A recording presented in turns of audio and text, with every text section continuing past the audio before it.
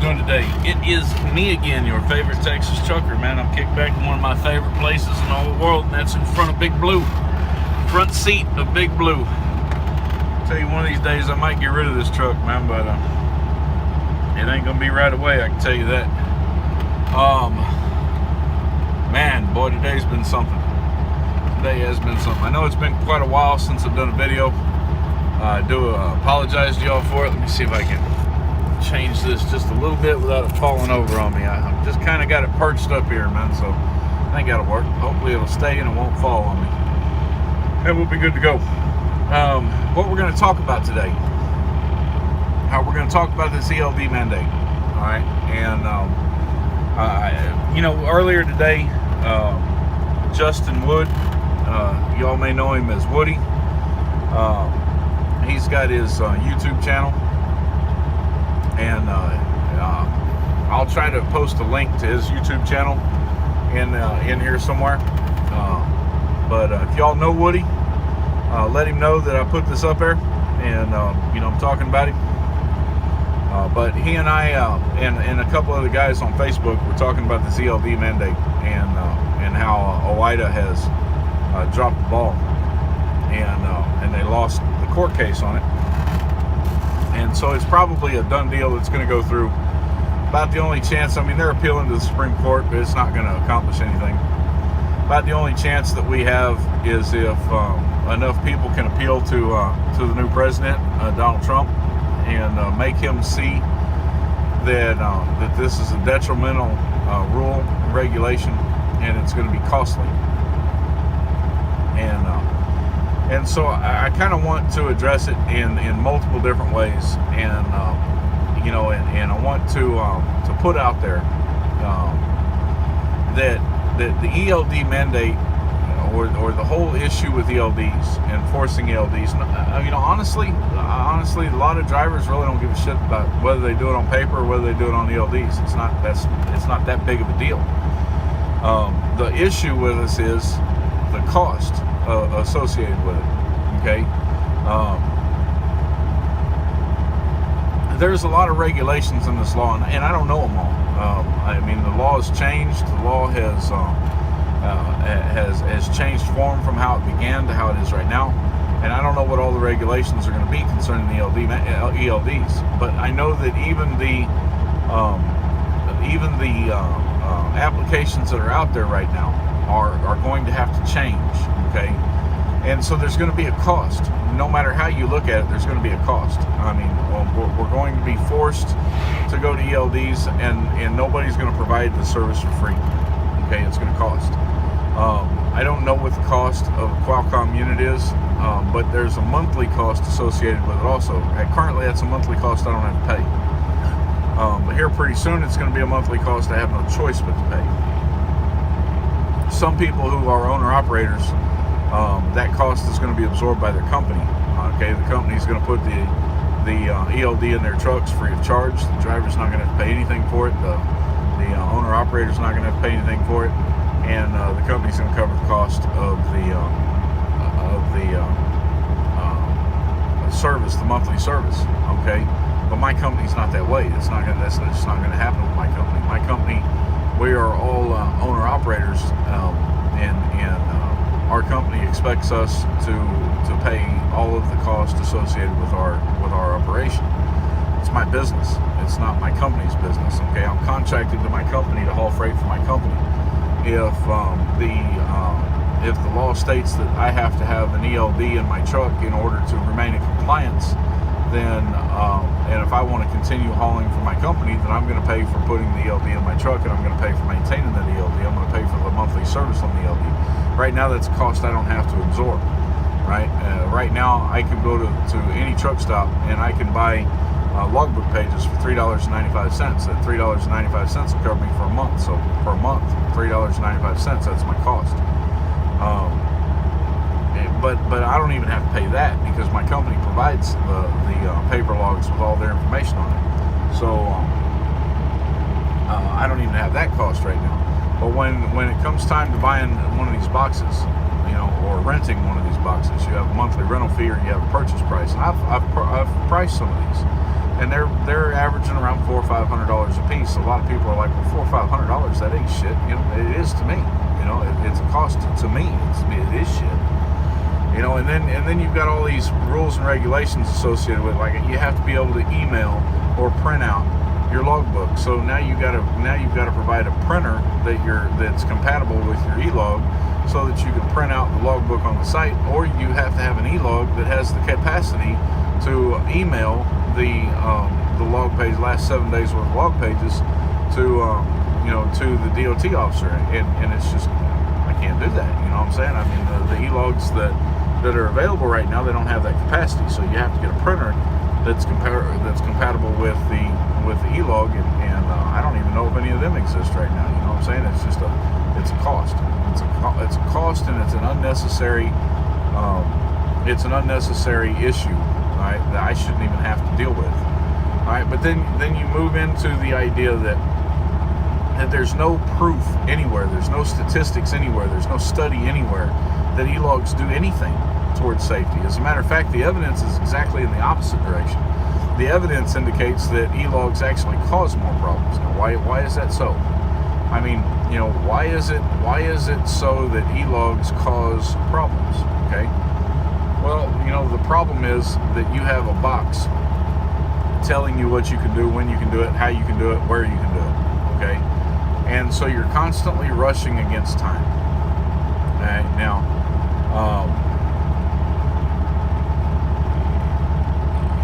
how can I explain? It's hard for me to explain this in a way that really makes sense, okay, or in a way that addresses my issue with the e-log mandate, and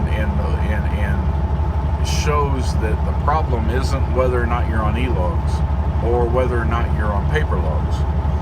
All right, the problem is the 14-hour rule, and that's always been the issue. It's been the issue the whole time. And it's going to continue to be the issue. And e-logs aren't going to solve the problem. E-logs are going to compound the problem. Okay.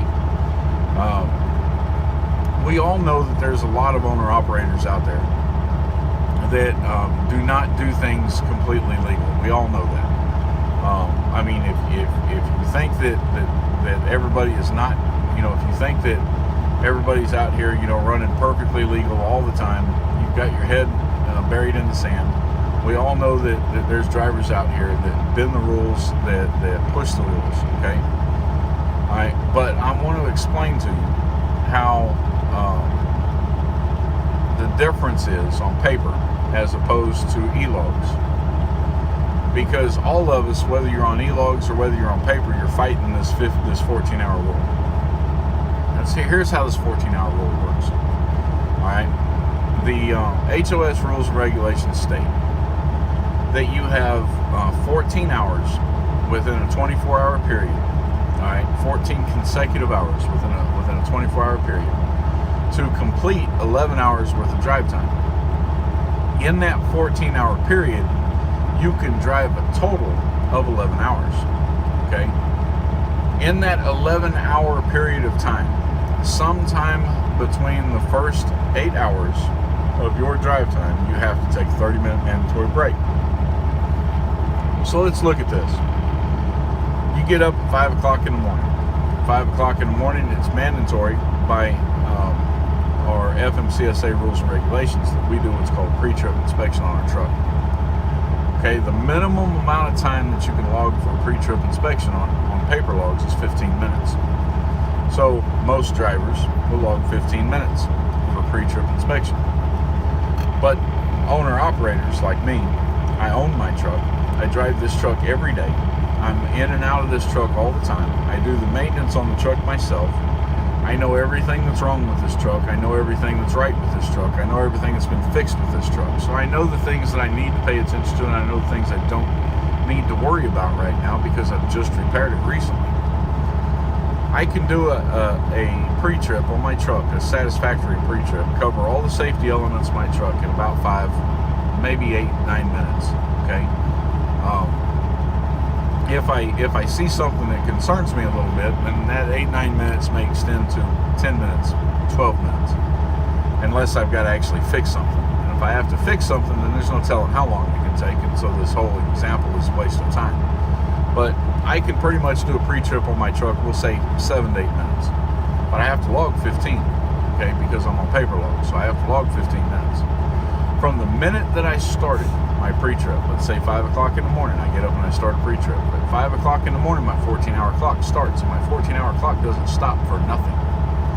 14 hours from that 5 o'clock in the morning, which for those of you that can't do quick math, and I'm not very good at math myself, but for those of you that can't do quick math, it's 7 o'clock at night.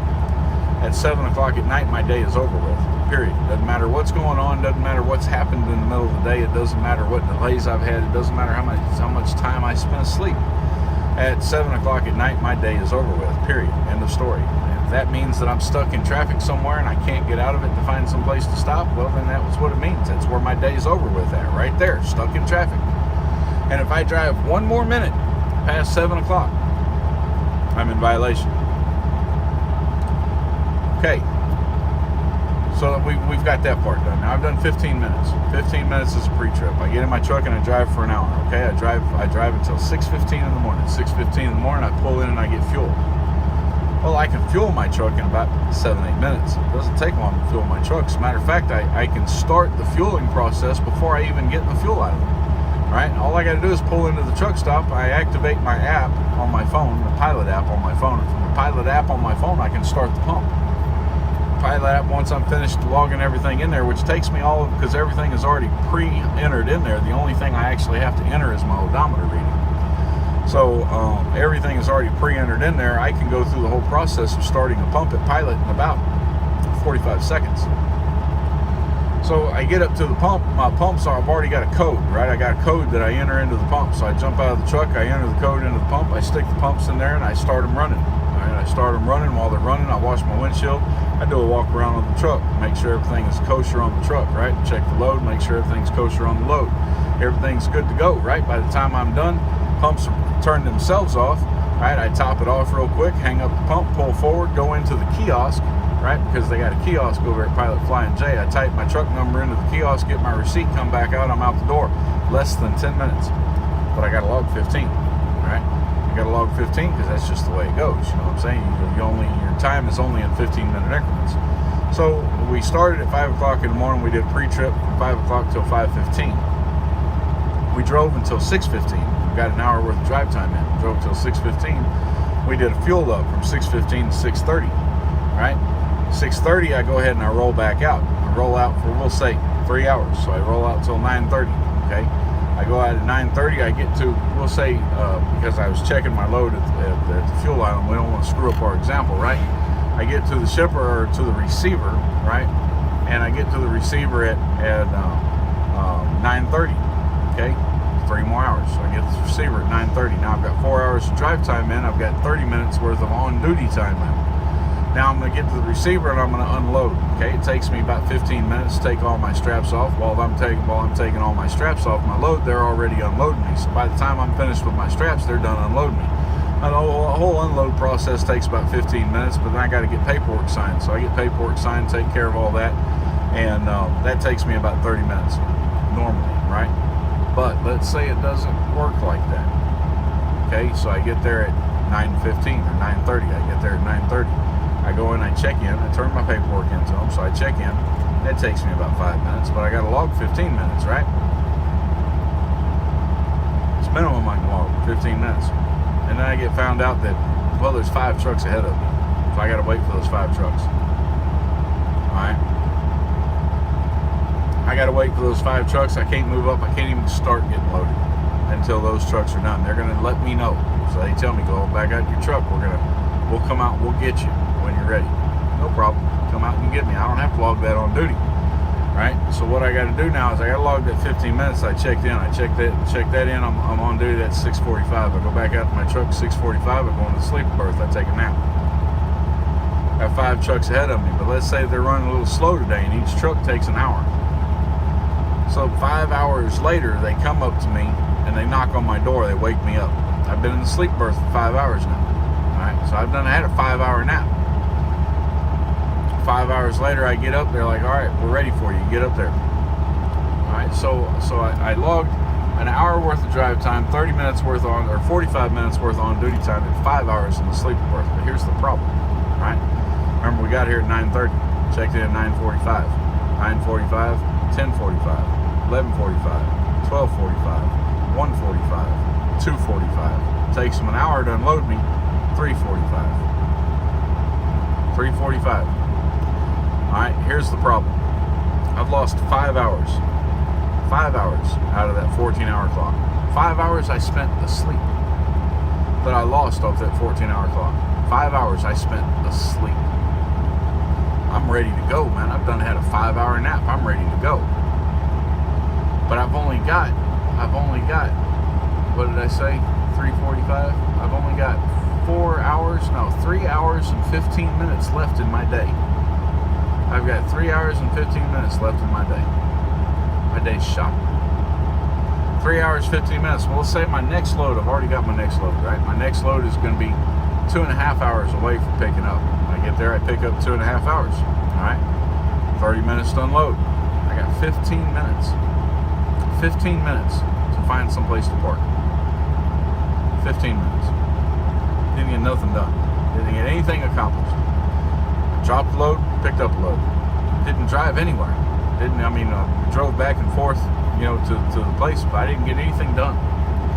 And so the problem here, the issue that we have, is the fact that the 14-hour rule makes no sense, and it does not take into account these huge delays that we end up dealing with from the shippers. So the question is, or the solution is, the first knee-jerk reaction that people have is, well, we need to get government regulation to regulate this downtime that these shippers have. So when you get to your appointment, they have to unload you right then and right there. And all that sounds good, man, but these shippers aren't set up to do that. They're not set up to work on appointments. And honestly, appointments don't really work very well for flatbed, because you never know what kind of delays you're going to run into in loading and unloading. The first come, first served basis, which is what 90% of our loading and unloading operates on, is an open window, right? They receive from 6 o'clock in the morning till 3 o'clock in the afternoon, 4 o'clock in the afternoon, 5 o'clock in the afternoon, whatever the case is. And when you get there, you get in line, and you're first come, first served. First truck there's first one dealt with. Second truck there's second one dealt with, so on and so on and so on. Same thing with unloading. It works good for flatbedders. It's perfect for flatbedders. And sometimes you end up with these delays. But the 14-hour rule does not take into account those delays. The 14-hour rule is just a flat, unbending, unyielding issue that does not deal with the problem, okay? In my example, I spent 5 hours in the sleep berth asleep. 5 hours asleep. Now I'm wide awake, okay? And I drive 2.5 hours, right? Spend 30 minutes getting unloaded. I got 15 minutes to find some place to park. So what am I doing? I'm parking at the shipper, right? I'm parking at my next shipper. Well, what if the shipper doesn't allow parking? Okay, well, I'm going to park on the road outside the shipper. Well, that's how people get killed, Park outside the shipper on the road in Detroit, man, and see if you're alive the next day. Maybe you will be. Maybe you can be. Chances are your ass is going to be up shit creek, because this world's full of fucking criminals. Maybe I'll be lucky and there's a truck stop 15 minutes away that still has parking by the time that I get there. And maybe I can find a place to stick my truck when I get there. But the problem is now I'm racing against that 15 minutes. I got 15 minutes to get somewhere. Maybe I can get to an interstate and I can catch an on-ramp or an off-ramp. But in some states, parking on an on-ramp or an off-ramp is illegal. You can't do it. They'll write you a ticket. They'll wake you up and make you move. You're in violation of these HOS rules. Then your ass is in trouble.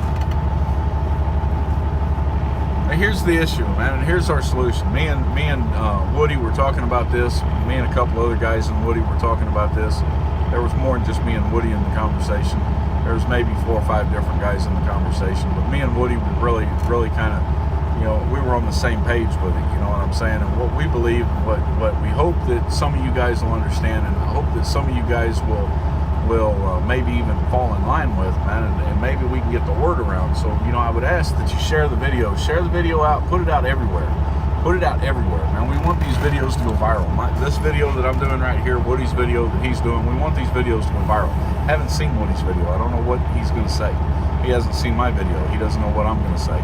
But we're on the same page and we have the same solution. The solution is to get rid of the 14-hour rule. The 14-hour rule makes no sense. I understand the idea. The idea is that they don't want drivers to be overworked. Okay, I understand that. They want there to be some kind of time limit. There is a time limit. The time limit's 11 hours of drive time. All right, we have a time limit. Nobody wants to drive over 11 hours. No, and most people won't drive over 11. Most people won't drive any more than 8 to 9 hours, and they still get their job done. No one wants to drive as much. No one wants to put 12, 13, 14 hours in. Nobody wants to do that. But we're constantly at a race with this idiot box, all right, telling us when we're allowed to drive, when we're not allowed to drive. But the problem is that 14-hour rule doesn't take into account that I can take a 5-hour nap when I run into a delay like that, or I can take a 3-hour nap, or a 2-hour nap, or a 4-hour nap, or whatever the fucking nap is. So, whatever the case is, when I run into a delay like that, me and 90% of the rest of the drivers out there take our ass back here in that sleeper bunk back there and we go to sleep. All right, that's what we do. Why do we go to sleep? Because we know this is going to be a long, drawn-out process, and we know that we're going to be tired by the time the process is over.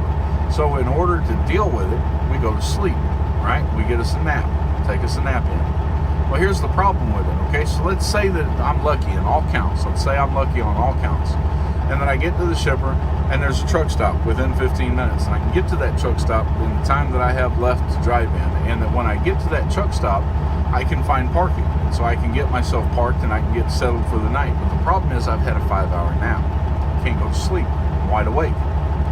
So even though I know I need to go to sleep because I've only got 10 hours break before I have to get back up again because these stupid ass fucking E-logs are mandating every goddamn thing that we can do. And if I lose time, I lose money. And I've already lost 5 hours of production today. I've already lost 5 hours worth of productivity today. So I can't afford to lose any time tomorrow. So I got to go up within that 10-hour window. So that 10-hour window is here. Well, here's another thing that E-logs don't take into account. E-logs make you log 8 hours with a sleeper berth and at least 2 hours off duty, but they can't dictate what you do while you're laying in that sleeper berth. So I might lay in that sleeper berth and twiddle my thumbs all fucking night long because I can't go to sleep. Why can't I go to sleep? It's because I had a 5-hour nap earlier and I'm wide awake and I need to be driving. That's why.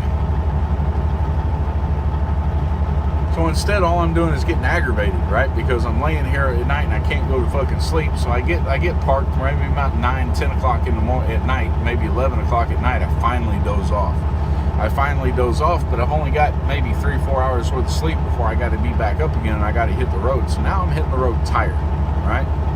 I'm hitting the road tired and I'm driving tired because I have no choice but to drive tired because this stupid ass 14-hour rule is screwing my day up, right? So I'm driving tired now. So now I'm out here in rush hour traffic, tired, drinking Monsters and energy drinks, trying to wake up, or drinking coffee like it's gone out of style, trying to wake up. And I'm out here on the road with you, right? With you. And here's what would happen if you took away the 14-hour rule. You take away the 14-hour rule, keep the 70-hour rule in place. 70 hours you have to drive and work a week. On-duty time and drive time.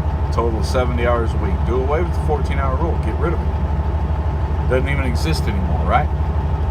Keep the 34-hour reset rule the way it stands right now with the 1 to 5 a.m. suspension, right? Keep the 34-hour reset rule. Allow me to take a 34-hour break and reset my clock. Here's how this is going to work. I get up to 6:15, or I get up 5 o'clock in the morning, do my pre-trip, 15-minute pre-trip. Drive for an hour, do a 15-minute fuel load. Alright? Drive for 3 hours, 15 minutes to check in at the shipper. At the receiver, shipper, whatever. You have the shipper, receiver. Anyway, whatever it does, it doesn't matter. Alright? So I check in, but I got a 5-hour break. Go to sleep for 5 hours. So far, I've got 3 hours worth of 4 hours worth of drive time, 45 minutes worth on duty time. They wake me up after 5 hours, right? That 5 hours doesn't count on anything because I was asleep. I wasn't driving. I wasn't working. I was off duty sleeper berth. I get unloaded. It takes me 30 minutes. All right, now at this point, I've had a 5-hour rest. I'm wide awake. I've got 3 hours of drive time and an hour and 25 minutes of on duty not driving. Okay, so I've used 4 hours and 25 minutes out of my day. I've still got 6 hours and 45 minutes left in my 11-hour day. So I'm going to hit the road now. I'm going to drive for about 6 hours. But what happens? We have rush hour, and I know that I'm getting out of here, and I'm going to hit this next city at rush hour.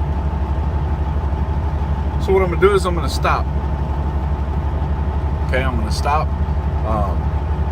just outside the city limits. Right when rush hour starts to hit, I'm going to pick a truck stop and I'm going to stop. I'm going to pull into the truck stop and I'm going to have dinner. I'm off duty. I'm not driving.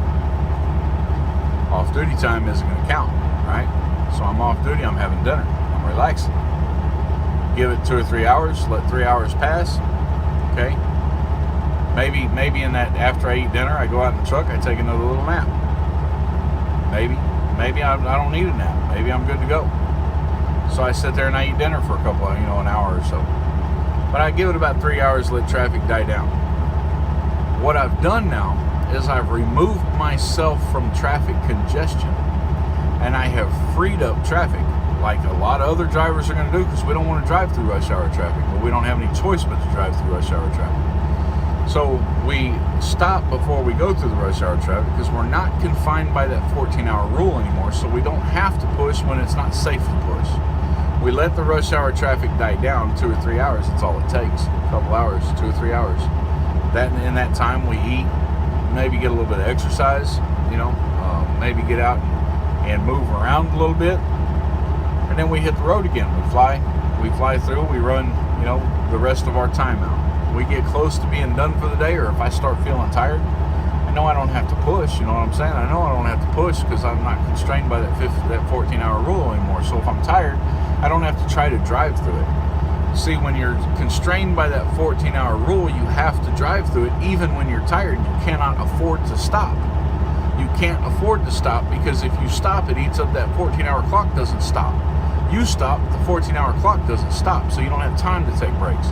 You don't have time to stop. You don't have time to rest. You don't have time to take a nap. So now I'm driving. Let's say I'm hitting that, maybe total time today. Maybe I'm hitting 9 hours. 9 hours total time that I've actually been on duty and driving. But I'm tired, and I know I'm tired. I can stop and I can call it a night. I can say, okay, I'm done. All right. We get our 8 hours sleep. Keep the 10-hour break. Keep it in there. It needs to be there. So we get our 8 hours sleep, a couple hours off duty, relaxing a little bit, taking 8 hours sleep, get up the next morning, roll out again. But hey, we have rush hour traffic, right? Morning rush hour this time. So we're going to stop. We're going to get to the next city. Once we get to the next city and we know it's rush hour, we're just going to stop. We're going to stop. We're not going to drive through the city. You know what I'm saying? It's rush hour traffic. I don't have to. I'm not fighting that 14-hour rule. So I don't have to go through that city. I can stop. I can take me another little nap, early in the morning, because we're always tired in the morning, even if we had a good night's sleep. So we'll take us a little old nap. Then we'll get back a couple hours. We're good to go. We're relaxed. Get up, eat some breakfast. Come back out, jump in the truck. Rush hour traffic's pretty much over with. We hit the road again. Getting rid of the 14-hour rule will solve a lot of the congestion problems. It'll solve some of the trucker health problems, right? It'll solve the irritation and aggravation that we have to go through as truck drivers, dealing with some of the stupid ass fucking people we have to deal with when we're constrained by a 14-hour rule and have no choice but to do it. It lightens up our load, and when we have those 4 and 5 hour delays at the shipper, they're not that big of a deal. We can deal with it because we're not constrained by a 14-hour rule. The 14-hour rule does nothing beneficial for us. All it does is force truck drivers to race the clock all day long. Every minute of every hour of the entire day is racing the clock, and it causes problems. It causes accidents. I'm sitting here at 29 minutes. It's about as far as I need to go. I hope y'all understand what I've said. I hope y'all take it to heart. And I hope that this gets to somebody that can make a difference and help us to get rid of this stupid ass fucking rule. Y'all take care. Peace out. Thanks for watching. Catch you on the flip side.